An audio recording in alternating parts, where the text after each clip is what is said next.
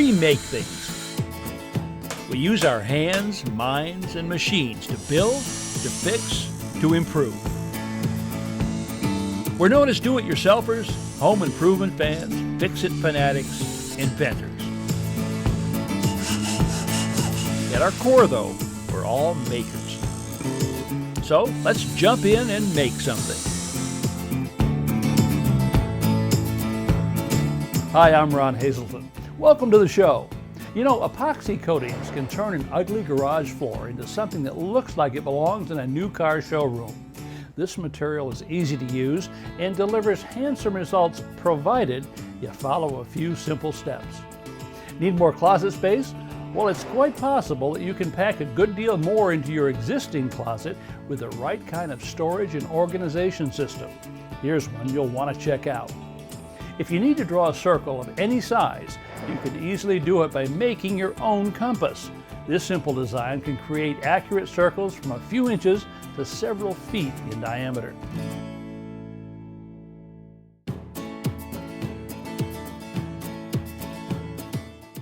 You could say that the most unattractive part of most garages is the floor.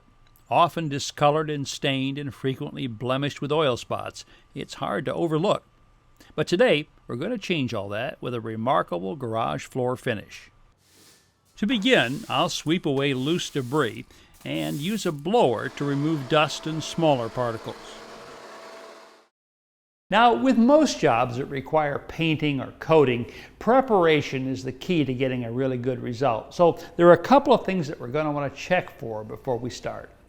It appears that sometime in the past, this floor had a sealer applied. To make sure the sealer is still well bonded, I'll cut an X with a razor blade and press a piece of duct tape over the cut mark. As I peel off the tape, I'll check to make sure the sealer is not coming off with it. The second test is for excess moisture. Tape a piece of plastic sheeting or a plastic garbage bag over an area about 2 feet square and leave it in place overnight. If the concrete is darkened or there are moisture droplets on the underside of the plastic, then the floor is too damp to coat. Now, you'll also want to make sure that the floor is sound, that is free from cracking or chipping concrete, and that there's no excessive concrete dust. You can expect to find some small amount of dust like this, but we're going to clean this off thoroughly before we begin. Also, check the floor for grease and oil spots. If there are any, first wet them with a garden hose, then apply a degreaser directly to the spots. Scrub with a long-handled stiff bristle brush, then pick up any remaining liquid using paper towels or absorbent rags. Give the entire floor a thorough rinsing and squeegee or sweep out any standing water. The system I'm using today is called Epoxy Shield from Rust-Oleum. The kit contains an etching compound. Pour the powdered compound into a plastic watering can, add 2 gallons of water, and stir thoroughly. The etching compound will properly prepare the floor for the epoxy coating, ensuring a permanent bond. Pre-wet the entire floor and apply the etching compound in 10 by 10 foot sections. Rinse each section before moving on to the next. Once all sections are completed, rinse the entire floor and remove any excess water with a squeegee. Well, the floor is thoroughly clean now, but one final test that's a good idea is to take your hand, move it over the surface like this, and it should come up dust-free. The Epoxy Shield coating comes in 2 parts, an activator, Part A, and a base, Part B. Pour Part A into Part B and mix until the color is uniform. I'm also going to use an anti-skid additive, which is poured into the blended base and activator and stirred thoroughly. I'll be applying most of the coating with a roller, but I begin by using a brush to trim the edges of the floor, laying down a strip about 4 inches wide. The roller I'm using has 1/2 inch nap.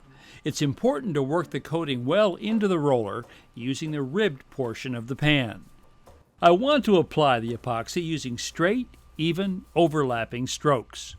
I'll be working in 4 by 4 foot sections. Once the material has been applied to the first section, I pause and scatter decorative paint chips, included in the kit, over the freshly applied coating.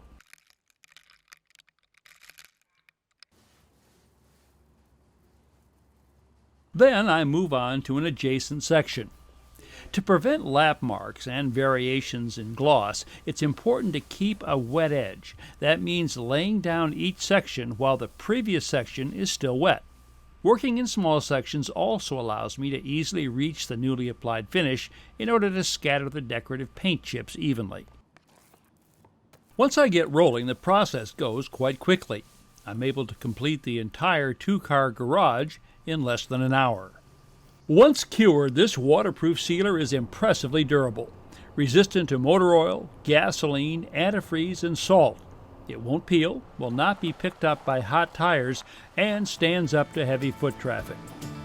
On top of all that, it gives any garage the look of a new car showroom.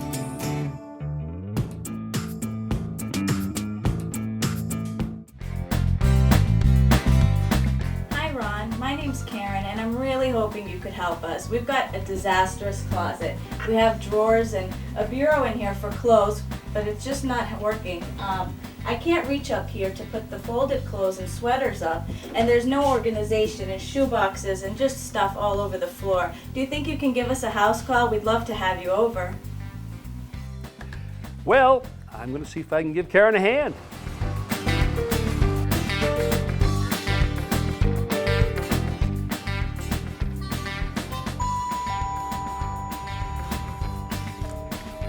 Hey guys! Hi, Ron. How you doing? Thanks so much Karen? for coming. Hi, how are you? So you got a closet catastrophe, huh? Yeah, you want to see it? Yeah, I'd love to see it. Let's go. Stop. Ron, we're Okay. so happy you could come. Oh my goodness! Really bad. This is a perfect closet for a Oh, makeover. Good, good. For makeover. Wow. Yeah. Yeah, look at We hope this. so. Shelf is sagging, unused space up here. Broken door. Broken door. Broken door. Wow. Okay. Now you guys have been online, right? You got some ideas? Yes. Yep. And drawers, maybe. And, just a I'd simple suggested Karen and Fadi use the internet to get some closet organization ideas. They landed on ClosetMade's website, and after a little exploration, came across some designs they felt would solve their problems. That worked out pretty well. You got some pretty good thoughts about what you want? Yes. The system components they're considering include cabinets with doors, drawer units, open cubbies, and wire racks and shelves. This arrangement will accommodate sweaters and other folded garments, socks, underwear, and lingerie, plenty of shoes, shorter hanging garments like skirts and sport coats, longer hang-ups such as evening dresses, and provide ample shelf space for other foldables and boxes. All right, so what I suggest we do is hop in my van. Okay. Let's go down to the Home Improvement Center Okay. and get you some stuff. Sounds Yeah, great. sounds Let's good. do Let's it. do it. See it? Yeah, this is it. This is what I saw. That I like the cubbies and the drawers, and that would be perfect for us. Now this is the solid product here, right? We need 2 of each kind, so one for his side and one for my side. Okay, so there's one of you.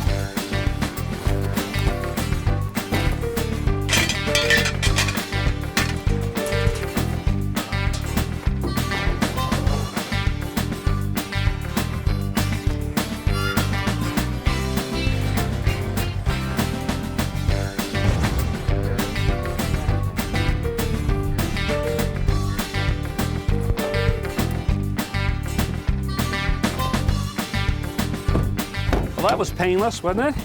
Yeah. Let me just pull this out here, guys. I'll get the shelving.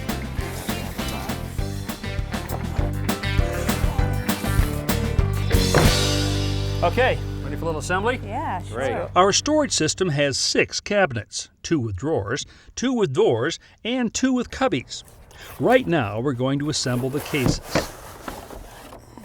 Very good. Directions. Who needs them, right? No.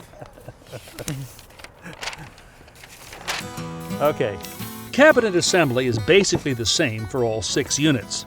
The parts are held together with screws driven into pre-drilled holes. One indispensable tool for this job is a cordless drill fitted with a driver bit. That, and of course, a good bit of couple teamwork. So it's starting to look like a cabinet. Huh? These are the doors. This unit has doors which pivot on plastic pins. Other cabinets will be fitted with drawers or dividers.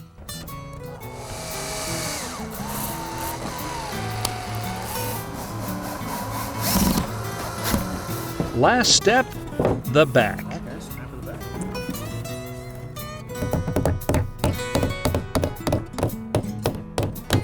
I would say it's better to strike a nail than each other. That's true. Wow. That was a lot of That's stuff an in there. avalanche of clothes over there, I right? It's amazing all those were fitting in there. Oh my God. I can't believe. You ready for step 2? Yes. Yeah, let's do it. Here we go. With the clothes cleared out, we waste no time in taking down the old wire shelving and removing the anchors from the wall. Finally, Fadi and I dismount the doors, and demolition is complete.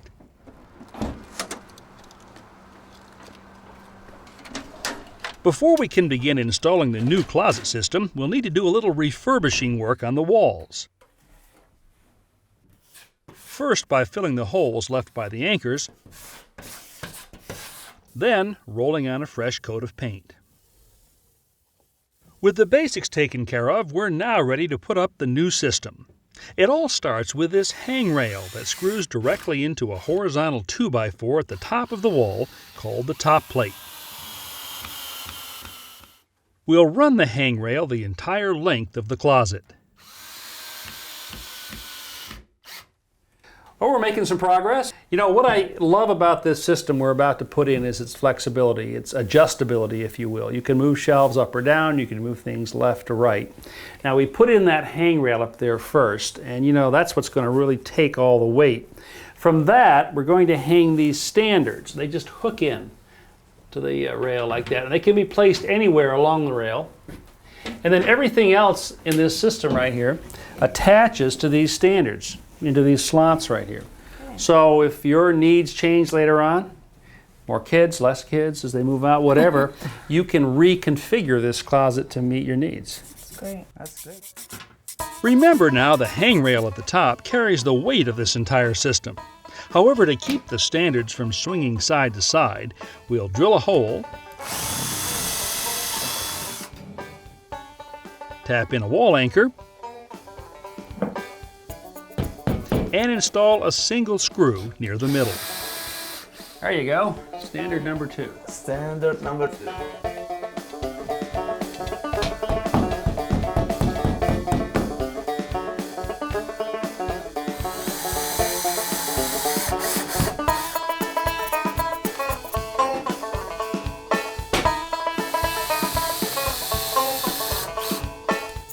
The cabinets assembled earlier all have clips attached to the rear that hook directly into the slots on the standards.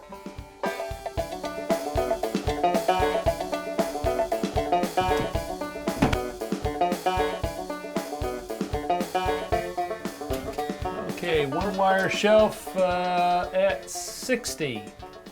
Okay, you got it. And this is 60. Okay, let's cut. With the cabinets up, we move right on to the shelving.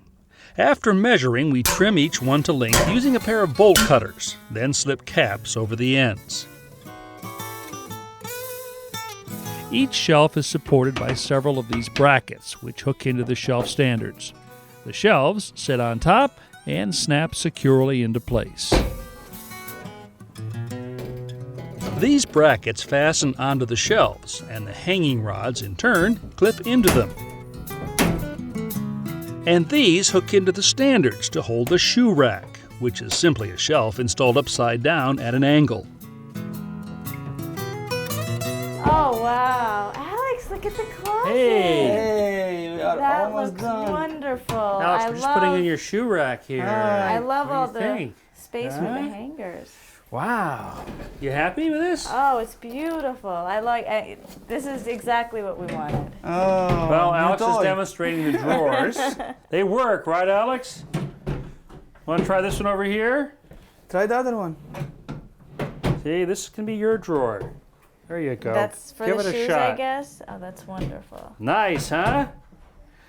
Yeah, shoes up here, or maybe Yeah. scarves, and then, you know, clothes storage up here.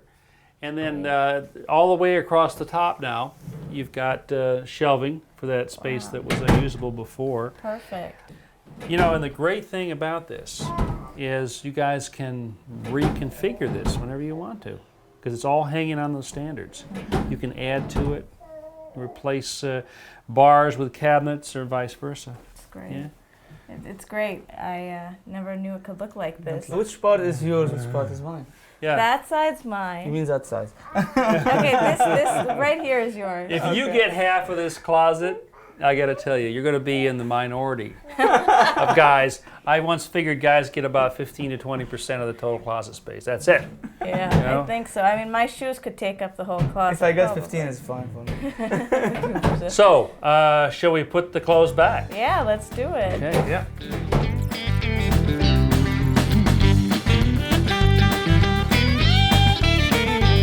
All right, you guys, I'm going to hit the road. Tools are all packed up.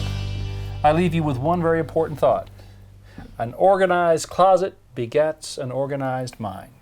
I like that. Yeah? So you're ready to go here. Yeah, and our minds are organized now too. Yes. So as your mind is organized, are your clothes. Okay. I think we've got the philosophy of this pretty well covered, right? Yeah. All you got to do is put your doors back up. You going to put new doors on? Doors? What doors? We may just sit and enjoy the closet the way it is now. Come on, Yeah, really? it's so nice and organized. beautiful. We don't want to get back into our old ways. Boy, what a compliment. Okay, well, I'll leave that up to you guys. beautiful. All right? Yeah. Thank I'm going to head out. Thank you so much. Okay, you're welcome. Thanks for everything.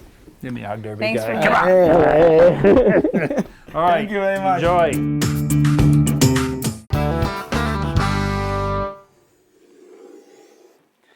Now, if I'm drawing a small circle, say up to a foot in diameter, the compass, well, that's the tool to use. But if I want a bigger circle, or I don't have a compass, I just simply make one. First, I drill a small hole in the end of a strip of wood. Next, I drive a finish nail into the center of the stock out of which I want to cut the circle. Clip off the head and insert the nail into the hole in the wood. Then, using a tape measure, I make a mark equal to the radius of the circle I want to draw. And drill a second hole at that location.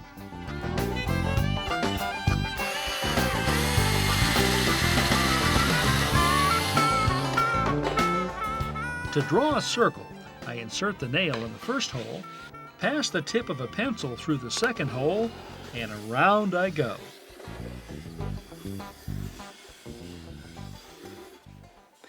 Now with this technique, I can make a circle of any size. Say I wanted one 8 feet in diameter. All I would need is a longer piece of wood.